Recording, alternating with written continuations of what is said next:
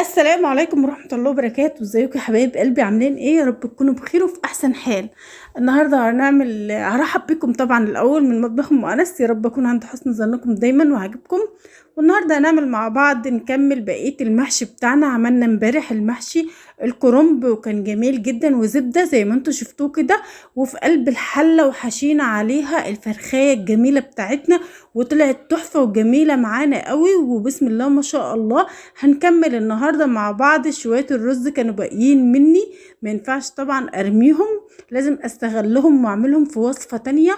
وكان عندي البتنجان اللي انتوا شايفينه دوت والفلفل، فحبيت ان انا استغل كده شوية الرز اللي باقيين واعملهم النهاردة كمان شوية محشي كده بتنجان جمال جدا زي ما انتوا شايفينه كده. حط اللايك بقى وتعالي نشوف الوصفة بتاعتنا ونبدأ نحشي بقى ونقور البتنجان دوت شوية الرز حبايب قلبي.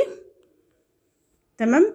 انا هنا جبت البتنجان وقورته وكمان الفلفل زي ما انتوا شايفينه كده. بحب ان انا اعمل البتنجان بتاعي يكون رقيق خالص كده، يعني اطلع منه اللحم اللي في قلبه كله واخليه رقيق خالص كده. تمام. والفلفل كمان بحاول ان انا اجيب الفلفلايه الصغيره اللي انتوا شايفينها ديت. معايا خلطه كده بقى حبايب قلبي، هحطها في قاع الطاجن بتاعي. هنعملهم طاجن كده في الفرن جميل وتحفة، وريحته بتكون بسم الله ما شاء الله بتجيب معاكي لاخر الشارع وكله بينبهر بيها بسم الله ما شاء الله. حط كده بقى طرنشات بصل وطرنشات طماطم وطرنشات فلفل وعليهم شوية بهارات كده من بتوعك الجمال كده اللي احنا بنستعملهم دايما في الاكلات والوصفات بتاعتنا الجميلة. في قاع الطاجن كده هتحطيهم وتحضريهم وتدعكيهم بايدك كده. تمام، علشان يدوبوا ويشربوا كده من البهارات بتاعتنا، ونفردهم كويس في قاع الطاجن كده حبايب قلبي. تمام. تعالوا بقى نبدأ بقى ان احنا نحشي كده بمعلقة بصباعك بأي حاجة، يعني انت تقدري ان انت تحشي بيها. تمام. بس احنا بنهز البتنجانية معايا كده ومش بخليها محشية للآخر، دي اهم حاجة حبايب قلبي. تكاية كده يعني بتخلي المحشي معاكي عسل قوي ما شاء الله. بتخليها مش مليانة قوي زي ما قلتلك علشان طبعا هتزيد من المية وهتستوي. كل ما تستوي معانا هتزيد اكتر. فيدوب تكون كده عشان ما تملاش بقى كده وتوقع منه يطلع منها رز بقى كده ويبقى منظرها مش كويس. بصوا بقى حبايب قلبي، ما بكبسش بصباعي ولا اي حاجة. انا بهز بس كده البتنجانية زي ما انتوا شايفينها كده تنزل في قلبها الرز بتاعنا كده، وزي ما انتوا شايفين اهوت مش بملاها خالص. تمام حبايب قلبي. برصهم بقى كده وبحشيهم وبخلصهم. عملت طبقة بقى كده بس لسه فايض معايا بتنجان وفايض معايا رز كمان. ببدأ بقى ان انا ارص طبقة تانية طبعا. الإضاءة معلش حبايب قلبي كانت ضلمة معايا شوية لأن التليفون كان هيفصل شحن مني وما كنتش عارفة إن أنا أظبط النور بتاعه. أنا آسفة بجد، أنا ذات نفسي متضايقة من النقطة ديت، بس التليفون هو السبب يعني. سوري يا حبايب قلبي. بكمل بقى المحشي دوت وزي ما انا قلت لكم بملاه، مش بملاه خالص للنهاية، بسيب كده حتة فاضية فيها ربعها كده تقريبا علشان لسه هتشرب من المية وتستوي معانا وتزيد الرز ما يطلعش من قلب البتاع. بحط بقى حبايب قلبي كده البتنجان رصيته طبقتين ورصتين فوق بعض كده. ببدأ بقى ان انا ارص الفلفل كمان زي ما انتوا شايفينه كده. طبعا هو كمان مش بملاه، بسيبه كده فايض منه حتة في طرف الفلفل كده. تمام، يعني قولي ربع الفلفلاية كده بسيبها فاضية، ما بكبسهاش ولا حاجة برضو بحيث ان هي ما تتكبس. ممكن تكون تفضل حصى من جوه الرز مش بيستوي، لا اسيبيه مفرفر زي ما هو في قلب الفلفلايه او البتنجانيه وهتلاقيه جميل معاكي ومستوي وعسل عسل قوي. بصوا بقى حاجة سكرة خالص اهو. البنات حبايب قلبي بقى المتجوزين جديد كده المبتدئين في المطبخ وحياتهم كده لسه بادئه جديد، ربنا يهنيكم دايما يا رب، يطلع من ايديكم احسن الوصفات واحسن الاكلات وتبهروا اجوازاتكم وتبهروا البيوت اللي انتوا داخلين فيها. وان شاء الله كل حاجة بالمقادير وكل حاجة زي ما انتوا شايفينها كده هتطلع معاكم زي العسل. تعالوا بقى نعمل ايه، نعقد لهم كده. كنت عملت جنبهم بقى شوية يعني ايه نص كيلو كده لحمة، وسويت الطبيعة المعتادة اللي احنا متعودين عليها طبعا. اللحمة يعني مرضتش اظهرها لان انا عملتها معاكم كتير.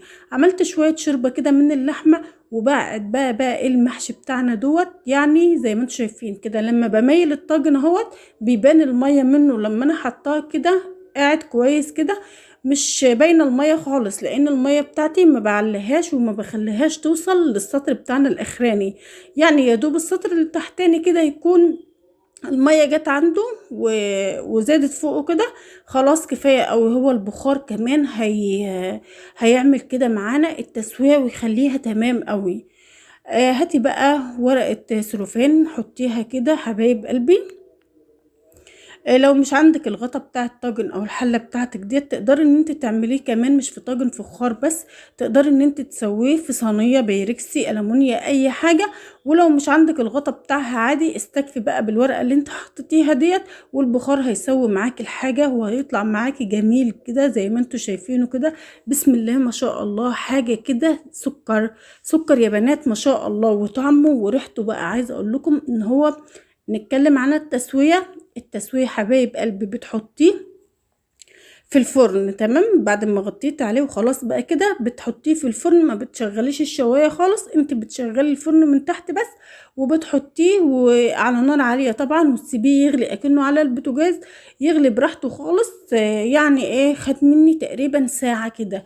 عند الساعه الا ربع ريحته بتبدا تطلع معاكي بقى كده. واول ما ريحته تطلع بقى كده تبداي تفتحي عليه وتختبريه كده بشوكه باي حاجه بتلاقيه معاكي زي العسل. بتبدا ونشف من الميه بتاعته شربها خلاص.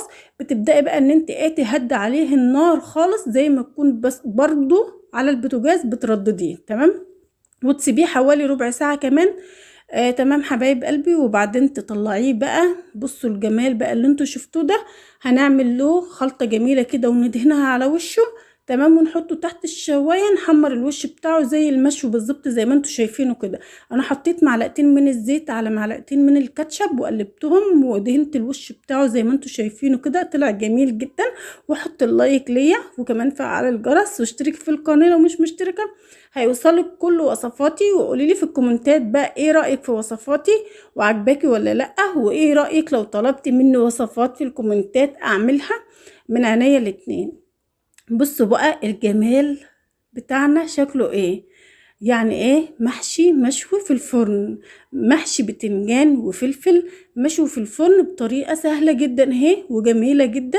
وكمان عايزة اقولك يعني لما تكوني رايحة تحشي او تعملي محشي يعني في اي وقت وفاد منك الرز استغليه طبعا في الحاجات الجميلة اللي زي ديت.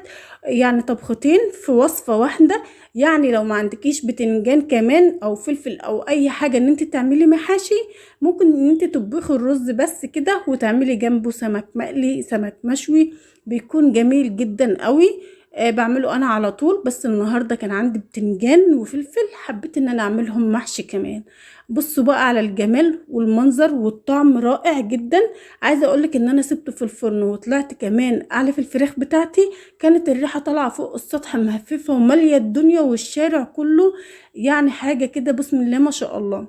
بصوا بقى على الجمال واللون بتاعه بيلمع جدا ومتحمر ازاي وشكله روعة بسم الله ما شاء الله. يعني حاجة كده بجد هتاكلي صوابعك وراها. حبيت الرز معانا مستوية جدا مفرفرة مش معجنة سهلة جدا في حفظ الليل. باي حبايب قلبي.